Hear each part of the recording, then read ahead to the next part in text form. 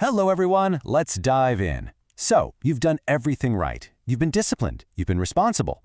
You look at that number growing in your savings account and, you'll feel safe.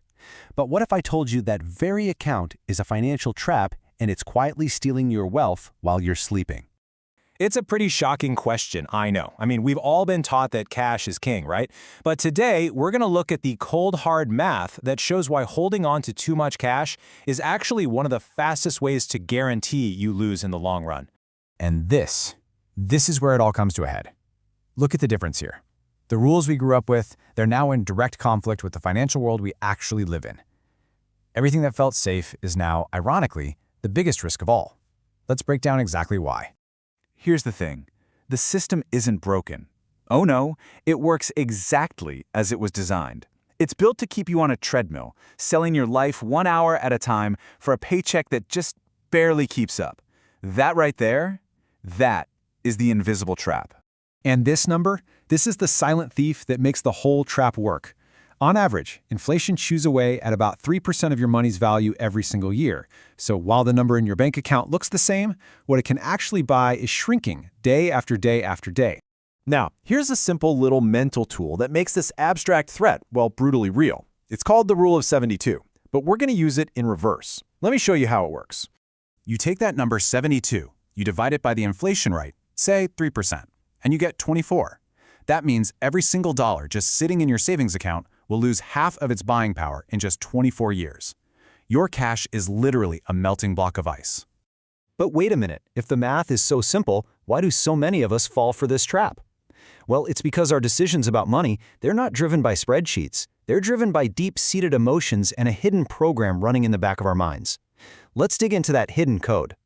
Financial psychologists have a name for this programming: money scripts. Think of them as these invisible blueprints for your entire financial life, and they get installed when you're just a kid. They explain why two people can earn the exact same income but end up in wildly different financial universes. So, let's run a little simulation. Meet Mike and David. They're the same age, they've got the same salary. But Mike's money script is all about status. He buys liabilities like a fancy car lease to impress people. He's focused on looking rich.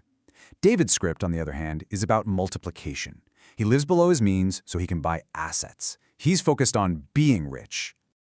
Okay, let's fast forward just 10 years. Mike actually got some raises, so he feels richer. But look at his net worth. It's negative 40 grand. He's trapped. He's one unexpected bill away from total disaster. David, on the other hand, he isn't just surviving, he has freedom. He has options. And that's the gap.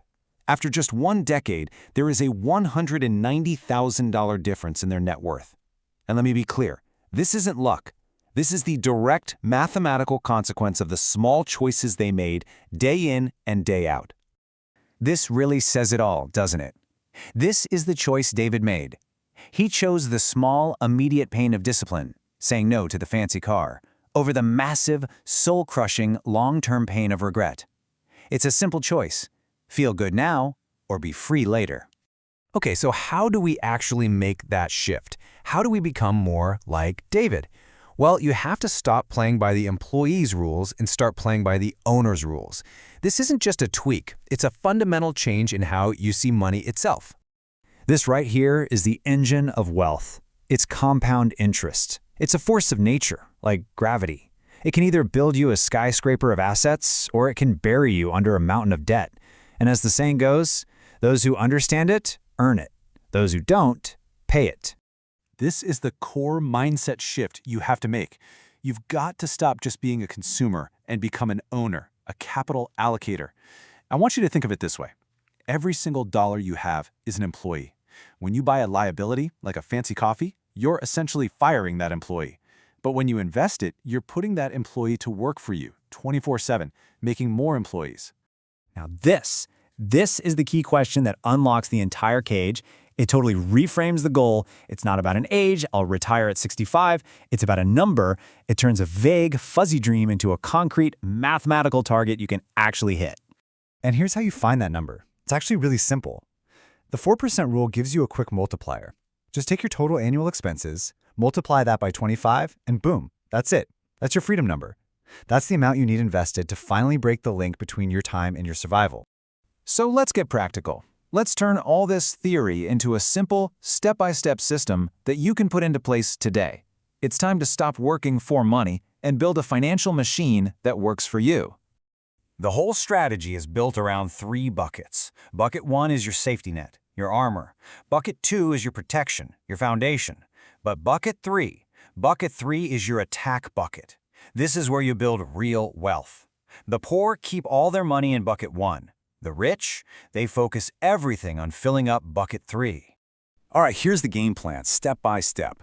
First, you calculate your bare-bones survival expenses for about 3 to 6 months. That's your sleep well at night number. That's the absolute maximum cash you should have. Move that into a high-yield account so it at least tries to fight inflation. Then, and this is the most important part, every single dollar above that number gets automatically invested. You pay yourself first, always. No exceptions. Look, in the end, none of this is about yachts or mansions or fancy cars. It's about something so much more valuable than that. It's about choice. It's about having the ability to wake up in the morning and completely own your time, to say no when you need to, without fear. This number represents the price of your ability to tell the truth.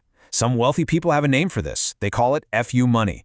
It's not retirement. It's the amount you need to be able to walk away from a toxic boss, a bad deal, or an unfair situation without blinking. It buys you power. This is the core mantra. I want this to sink in. You are not on this earth to pay for someone else's dreams. You are here to build your own. This entire system is about shifting from being a renter to being an owner of your own life. The math doesn't lie.